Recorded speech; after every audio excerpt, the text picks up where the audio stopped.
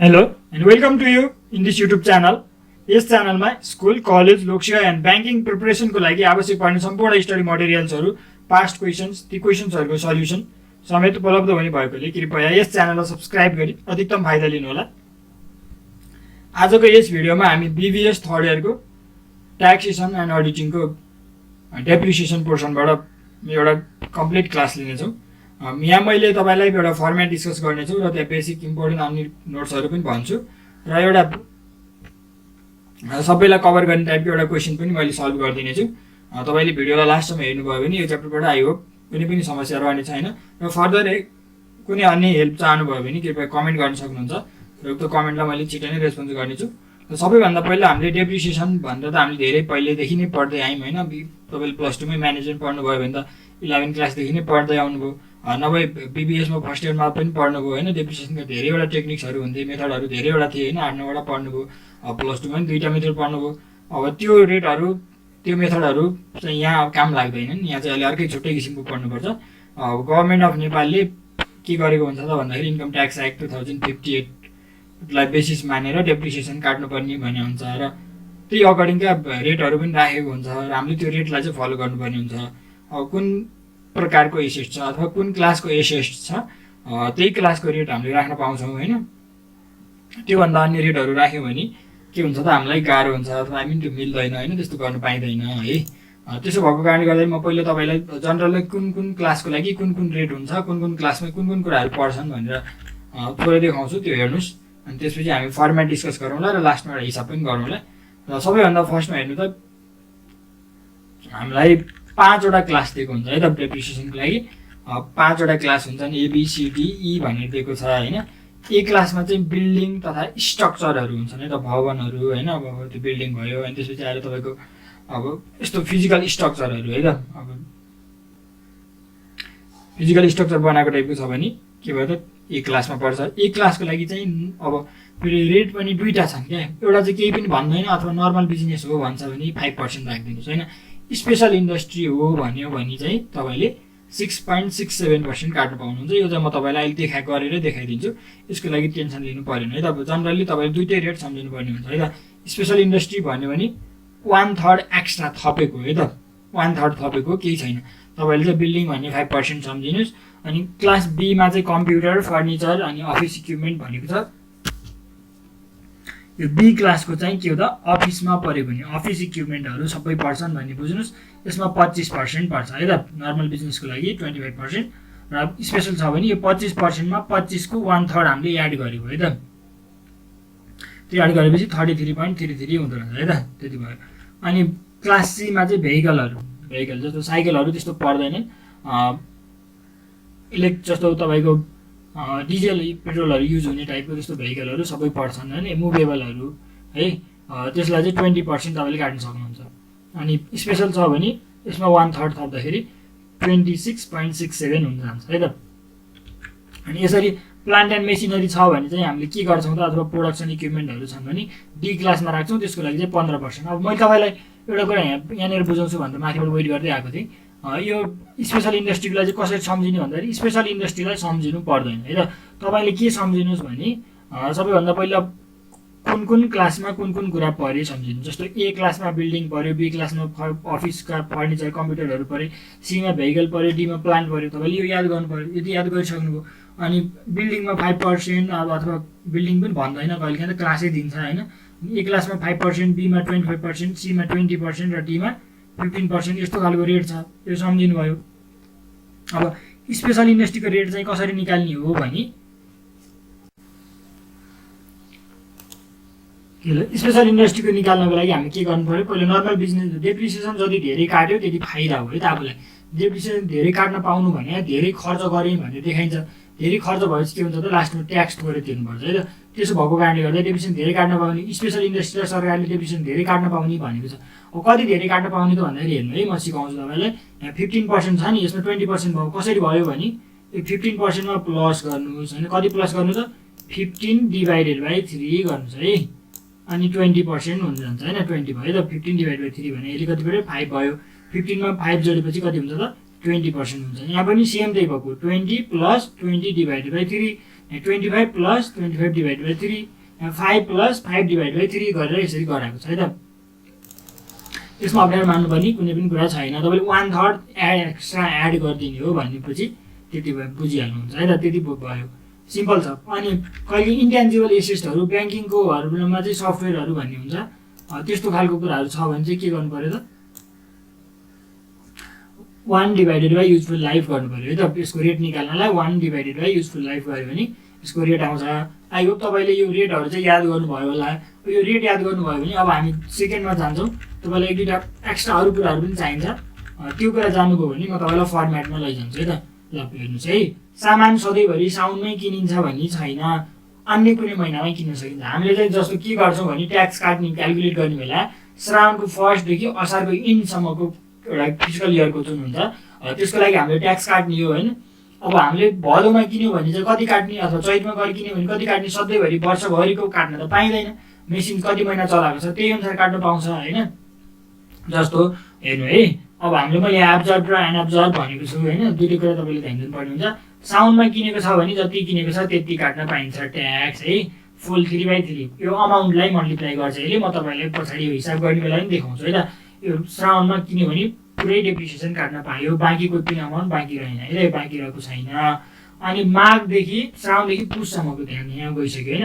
अब माघदेखि चैत्रसम्म छ भने सबै काट्न पायो त पाएन, 2/3 पोर्सन मात्रै है त। यहाँ ध्यान दिनु, कति पार्ट मात्रै काट्न पायो, 2/3 काट्न पायो। 1/3 को जुन बाँकी हुन्छ नि त्यो काट्न पाइँदैन है, त्यो काट्न पाइएन, यो काट्न नपाएको बेला हो। यो हामीलाई जनरली माथि चाहिँ चाहिँदैन, अर्को हिसाब गर्ने बेला चाहिन्छ है। माघदेखि चैत्रसम्मको 2/3 काट्न पाउनु पर्दो रहेछ। अनि वैशाखदेखि लिएर आषाढसम्मको चाहिँ कति काट्न पायो त 1/3 काट्न पायो, 2/3 काट्न पाएको छैन। तपाईँले यो पोर्सन चाहिँ सम्झिनु है। पुससम्म किनेको छ भने केही हामीलाई वास्ता भएन, सबै नै हामीले काटिदिनु पाउँछौँ जति किनेको छ त्यति। माघदेखि चैत्रको इन्डसम्म किनेको छ भने चाहिँ 2/3 पोर्सन हामीले काट्न पायौँ, र वैशाखदेखि आषाढसम्मको छ भने चाहिँ 1/3 मात्रै काट्न पायौँ है त। यति भइसकेपछि अब हामीले के गर्यो त डेप्रिसिएसन कसरी काट्ने रेटहरू पनि जान्यौँ। अब कहिले कहिले सामानहरू के भन्छ भने कति वर्ष परेको भयो भन्दा हामीलाई मन्थ चाहियो भने 5 वर्ष परेको भन्यो भने त 5 वर्ष हामीले 5 इयर हुन्छ। तर 5 वर्ष 1 महिना परेको भयो भन्यो भने चाहिँ के गर्छौँ त हामीले 5 महिनासम्म परेको छ, 5 कुनै पनि वर्ष पुरा भएर एक्स्ट्रा 5 मन्थसम्म परेको भएको छ भने त्यसलाई घटाइदिन्छौँ, र 6 महिनाभन्दा माथि गएको छ भने जोडिदिन्छौँ है त। जस्तो 5 महिना त्यसले 5 वर्ष अनि आएर 1 महिना भयो भने 5 वर्षै मान्यो। अनि 5 वर्ष 6 महिना भयो भने चाहिँ कति मान्यो, 6 देखि 11 महिनासम्म भयो भने 6 वर्ष मान्यो है। यदि तपाईँले बुझ्नुभयो। अब हामी जनरल फर्मेटमा डिस्कस गरौँ है, फर्मेट कस्तो हुन्छ अनि त्यसपछि हामीले यसलाई हिसाब गरौँला। ल सबैको फर्मेट सेम नै हुन्छ होइन, योभन्दा धेरै केही जान्नु पर्दैन है। फर्स्टमा हामीले पर्टिकुलर अमाउन्ट राखिदिन्छौँ होइन, क्यालकुलेसन अफ एलोवेबल डेप्रिसिएसन भनेर हामीलाई रिक्वायरमा यही नै सोधेको हुन्छ। अनि यति भइसकेपछि हामीले ओपनिङ डेप्रिसिएसन बेस अथवा ओपनिङ WDV भनेर क्वेसनले दिएको हुन्छ, त्यो राखिदिन्छौँ यहाँनिर होइन आफै। अनि एडिसन ड्युरिङ द इयर भनेको छ हेर्नु है त। एडिसन ड्युरिङ द इयर भन्यो नि पर्चेज, यहाँ सबै जति किन्यो 1 लाखको किन्यो भनेर 1 लाख राख्नु पाइँदैन। मैले अघि भने नि कति पर्सेन्ट 2/3 राख्ने हो कि 1/3 राख्ने हो कि कति। जस्तो साउनमै किनेको छ भने चाहिँ हामीले जति किनेको छ त्यति राख्नु पायो, तर वैशाखमा गएर किनेको हो भने चाहिँ 1/3 मात्रै राख्नु पायो। त्यो कुरा हामीले यहाँनिर ध्यान दिन्छौँ। अनि डिस्पोजल भ्याल्यु भनेको छ, यो भने चाहिँ सेल्स गरेको भ्याल्यु हो, जतिमा रुपियाँमा बेच्छ, नाफा घाटासँग मतलब छैन, बेचेको पैसा चाहिँ यहाँ राखिन्छ है त। नाफासँग हामीलाई सरकार छैन, यो पनि म गरेर देखाउँछु है त। अनि डेप्रिसिएसन बेस अमाउन्ट आउँछ, यो हामीले के गरिसकेपछि यो हामीले के गर्छौँ त जोडेकोलाई जोडेकोलाई एड गर्छौँ र बेचेकोलाई लेस गर्छौँ। अनि हामीलाई डेप्रिसिएसन काट्न मिल्ने अमाउन्ट आउँछ, यो अमाउन्टमा चाहिँ हामीले डेप्रिसिएसन काट्ने हो। अनि डेप्रिसिएसनको रेट ABCDE कुन क्लासको हो त्यो क्लास अकर्डिङ हामीले राखिदिन्छौँ र रेट काट्छौँ। अनि काटिसकेपछि डेप्रिसिएसन आउँछ, अलोवेबल डेप्रिसिएसन हामीले यहाँबाट झिक्छौँ है त। अब यदि झिकिसकेपछि हामी सेकेन्डमा पनि हामीलाई के सोध्छ भने opening WDV for next year भनेर 3 मार्क्समा यो पनि सोध्ने गर्छ है। यो सोध्यो भने हामीले क्लोजिङ ब्यालेन्स आफ्टर डेप्रिसिएसन भनेर लेख्छौँ माथि। कसरी लेख्छौँ त यहाँ ध्यान दिनु, डेप्रिसिएसन बेसिस अमाउन्ट थियो नि, बेसिस अमाउन्टमा जति काट्यो डेप्रिसिएसन त्यति गरेपछि क्लोजिङ ब्यालेन्स यसलाई भन्यो। बाँकी रहेको ब्यालेन्स रिमेनिङ ब्यालेन्स चाहिँ भयो। रिमेनिङ ब्यालेन्समा अनएब्जर्ब एडिसन हामीले जोडेको छौँ। अनएब्जर्ब भनेर मैले तपाईँलाई अघि नै माथि देखाएको थिएँ, फेरि एकचोटि हेर्नु त। के हेर्नु भने ल हेर्नु है, वैशाखमा किन्यो भने जस्तो 1 लाखमा किनेको थियो भने 1 लाख डिभाइडेड बाई 3 चाहिँ डेप्रिसिएसन काट्न पाउने भयो। तर 1 लाख इन्टु 2/3 अथवा 2/3 चाहिँ काट्न नपाउने भयो। यसलाई भन्छ अनएब्जर्बलाई चाहिँ त्यहाँ लगेर जोड्नुपर्छ है त। यो म हिसाबमा पनि देखाउँछु, तपाईँ त्यहाँबाट पनि मोर क्लियर हुनुहुन्छ। अनि यतिमै क्लियर भयो भने झन् धेरै राम्रो है त। अनएब्जर्ब एडिसन तपाईँले जोड्नु थाहा पाइसक्नुभयो। अनि त्यति भइसकेपछि क्यापिटलाइज भ्याल्यु अफ रिपेयर भन्छ। रिपेयर एक्सपेन्सेसको जति क्यापिटलाइज छ अनि पिसिसी र आरडिटीको जति क्यापिटलाइज भ्याल्यु छ हामीले जोडिदिन्छौँ। अनि opening WDV for next year आउँछ। यति गरेपछि हाम्रो फुल मार्क्स पाइन्छ है त। केही गाह्रो कुरा केही छैन। र एउटा सम्झिनुपर्ने अझै एउटा एक्स्ट्रा कुरा, if closing balance after depreciation, जुन क्लोजिङ ब्यालेन्स हाम्रो छ नि माथि आयो नि है, अनि त्यो क्लोजिङ ब्यालेन्स चाहिँ 2000 भन्दा कम छ भने त्यसलाई 0 पारेर राखिदिनुपर्छ। भन्नुको मतलब त्यसलाई लगेर डेप्रिसिएसनमै जोडिदिनुपर्छ है त। क्लोजिङ ब्यालेन्स चाहिँ कहाँनिर आएको हो भन्दाखेरि तपाईँलाई म देखाइदिइहालौँ। ल यो क्लोजिङ ब्यालेन्स छ नि, यो पैसा यो, अथवा यहाँ पनि तपाईँले बुझ्न सक्नुहुन्छ। योबाट घटाउने बेला क्लोजिङ ब्यालेन्स 2000 भन्दा कम आउँछ भने त्यसलाई के गर्नुपर्छ त भन्दा 0 पारिदिनुपर्छ। त्यो 2000 डेप्रिसिएसनमा काट्न पाइन्छ। र यदि यो भयो फर्मेट डिस्कसन। अब एउटा सानो हिसाब गरौँ, त्योबाट तपाईँ पुरै पर्फेक्ट भइसक्नुहुन्छ है त। मैले सजिलोको लागि एक्जाममै आएको क्वेसन प्रिफर गरेको छु। यो क्वेसनलाई राम्ररी ध्यान दिनुहोस् है। अनि यो क्वेसन हेर्नुहोस्। यो तपाईँले भिडियोलाई डाउनलोड गरेर पछाडि हेर्ने पर्पजको लागि हो भने चाहिँ भिडियोलाई अलि हाई क्वालिटीमा डाउनलोड गर्नु होला। बिकज यस पछाडि चाहिँ तपाईँको फन्टहरू सानो हुनेछ, अलि मोबाइलमा नदेखिन पनि सक्छ मोबाइलको सेन्समा हो भने। ओके, ल हेरौँ है त क्वेसन कस्तो छ, एक्जाममा कस्तो टाइपको क्वेसन आउँछ भनेर हामी यहाँ ध्यान दिन्छौँ। हेर्नु है, एकदम क्वेसनमा ध्यान दिनु, पछाडि हिसाब चाहिँ आफै बुझिसकिन्छ है त। An industrial company having special nature भन्यो हो है त। ध्यान दिइहाल्नु है। स्पेसियल नेचर भन्यो भने हाम्रो नर्मल रेटमा 1/3 बढी काट्न पाउँछ। यतिबाट हामीले बुझिसक्यौँ है त। Furnish the following information regarding its depreciable asset for the relevant income year भनेर हामीलाई दिएको छ। अमाउन्टहरू बिगिनिङ डब्लुडिबी भनेर 20 लाख दिएको रहेछ, अनि रिपेयर भनेर 3 लाख दिएको रहेछ है। अनि यहाँ सोल्ड भ्याल्यु अफ एसेट हामीले यसलाई डिस्पोजल भनेर अघि पढ्यौँ, यो चाहिँ 5 लाख भनेर दिएको रहेछ। अनि बुक भ्याल्यु चाहिँ यसको 4 लाख रहेछ है त। 4 लाखमा बेच्नुपर्ने तर 5 लाखमा बेच्यो। हामीलाई चाहिँ बुक भ्याल्युसँग मतलब छैन है, बेचेकोसँग मतलब छ। कस्ट अफ एसेट पर्चेज भनेर हामीले 6 लाखमा चाहिँ के गर्यो त सामान किनेको छ भनेर दियो है त। कहिले किन्यो भन्नेले म्याटर गर्छ नि है, हामीलाई थाहा छ नि होइन। Okay, cost of asset purchase चाहिँ कहिले कति रहेछ त 6 लाख रहेछ। Purchase of asset as well as repair expenses were made at the end of चैत्रको लास्टमा किन्यो भनेपछि माघदेखि चैत्रको हामीले जुन सेकेन्ड वाला पोर्सन पढेको थियौँ नि त्यसैको हामीले हिसाब गर्नुपर्ने रहेछ। त्यो वाला टेक्निक लगाउनु पायौँ होइन, यति भयो। अनि कुन ब्लकमा पर्दो रहेछ त, ब्लक डीमा पर्दो रहेछ है। अब हामीले ब्लक पनि थाहा पाइसक्यौँ, एबिसिडी मध्येको हामीलाई रेट पनि थाहा छ।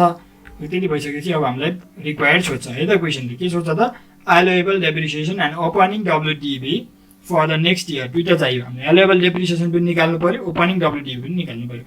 आइदर तपाईँलाई एक्जाममा दुइटै कुरा आउँछ भन्ने ग्यारेन्टी चाहिँ छैन है। एउटा मात्रै सोध्न पनि सक्छ, कहिलेकाहीँ थोरै मार्क्समा सोध्यो भने, र दुइटा चाहिँ जान्नै पर्छ फेरि है त। अनि यो chapter not only for depreciation purpose है त। यो चाहिँ इन्भेस्टमेन्ट र बिजनेस दुइटैको लागि इक्वेल्ली इम्पोर्टेन्ट छ है त। हामी यो हिसाब गरौँ है त।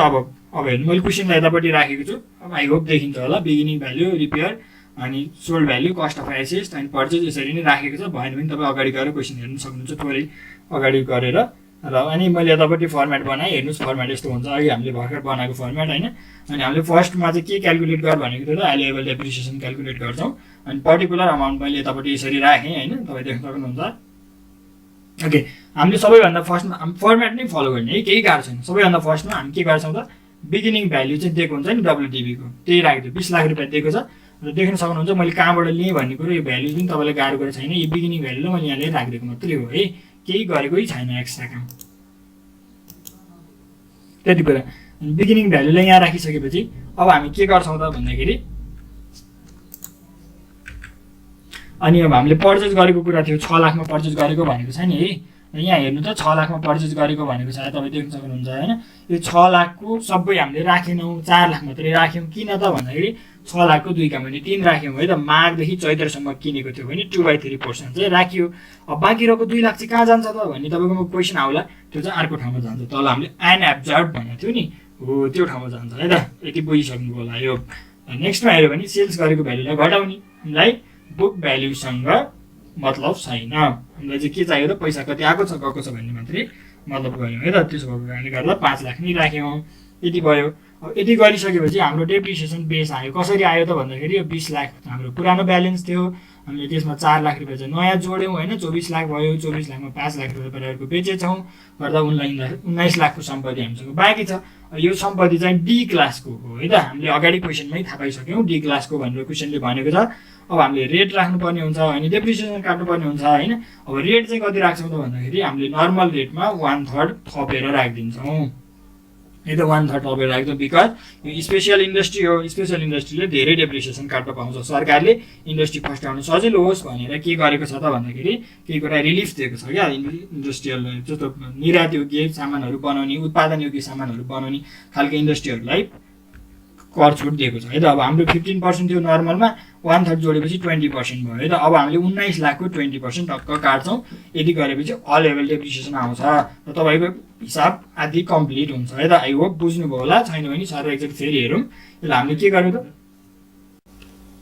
मतलब आई होप तपाईँले बुझिसक्नु भएको छ होला होइन। छैन भने फेरि सर हेर्नु थोरै सर्टकटमा।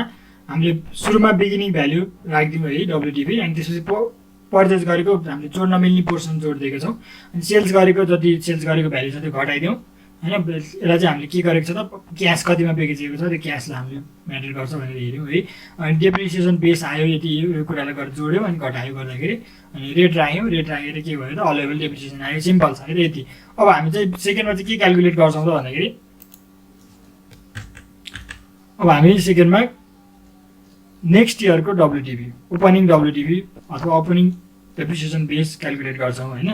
ओके, यसको लागि हामी के गर्छौँ, सबैभन्दा फर्स्टमा हामीले फर्मेट बनाऊँ सेम पोर्सनमै सेम टाइपमै है, पर्टिकुलर अमाउन्ट राख्यौँ। अनि क्लोजिङ डब्लुटिपी आयो 15,20,000 आयो है त। अब यो कहाँबाट आयो त भन्दाखेरि अघि हाम्रो थियो नि, हाम्रो लास्टमा डेप्रिसिएसन काटिसकेपछि बाँकी रहेको अमाउन्ट है त। डेप्रिसिएसन बेस्डमा हामीले डेप्रिसिएसन घटाइसकेपछि बाँकी रहेकोलाई हामीले क्लोजिङ डब्लुटिपी भन्छौँ है त। डेप्रिसिएसन बेस आएको थियो नि, डेप्रिसिएसन बेसमा डेप्रिसिएसन घटाएपछि बाँकी रहेको सम्पत्तिको मूल्य, द्याट मिन्स एसेटको भ्याल्युलाई हामीले के भन्छौँ त क्लोजिङ डब्लुटिपी भन्छौँ है त। यो क्लोजिङ डब्लुटिपीमा हामीले अनएब्जर्भ पर्चेजलाई जोड्यौँ। माथि 4 लाख गएको थियो नि हेर्नु त, हो त्यो 4 लाख गयो, 2 लाख बाँकी भएको थियो, त्यो 2 लाख चाहिँ हामीले यहाँ राखिदिउँ है त। अनि यति भइसकेपछि हामीले रिपेयर हामीलाई 3 लाख दिएको छ होइन, 3 लाख मध्ये सबै हामीले राख्न पाएनौँ, क्यापिटलाइज गरेको जति मात्रै राख्यौँ है त, 1,67,000 राखिदिउँ। यदि क्यापिटलाइज गर्यो भने कसरी थाहा पायो त भन्दाखेरि तपाईँको चैतमा किनेको छ नि त है, त्यसो भएको कारणले गर्दाखेरि यति थोरै मात्रै भयो, सबै हुन पाएन। अनि रिपेयर भइसकेपछि अब सिम्पल्ली हामीले सक्यौँ, यति हिसाब गरेपछि ओपनिङ डब्लुटिपी फर नेक्स्ट इयर आयो। यति गरेर डेप्रिसिएसन बेस पनि हामीले यहीबाट काट्न सक्छौँ। आई होप तपाईँले हिसाब सबै बुझ्नुभयो होला। कुनै गाह्रो लागेको छ भने कमेन्ट गर्नु होला। अन्य कुनै नोट्स तथा भिडियोहरू चाहनुहुन्छ भने पनि कृपया तपाईँ कमेन्ट गर्न सक्नुहुन्छ, र भिडियोज तथा नोट्सले तपाईँलाई हेल्प गरेका छन् भने धेरैभन्दा धेरै सेयर गरेर पनि हेल्प गर्नु होला। Thank you, good lock.